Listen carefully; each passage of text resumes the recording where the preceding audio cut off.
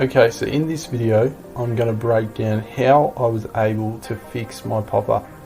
I noticed several times I was getting to my back knee, and I'm going to show you the steps I took to correct this. Enjoy.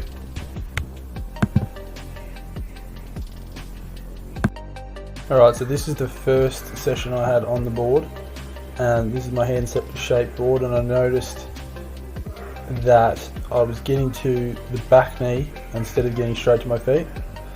So as I noticed that, I decided to go on this board here, and I was able to do this turn. Because it's shorter, I was forced to get up quicker, and that enabled me to then relearn a healthy pattern of getting to my feet.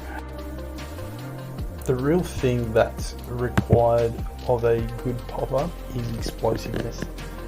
Once that board starts to get pushed by the wave and your momentum starts to shift towards the shore, that's the time to really explode like a push-up onto your feet.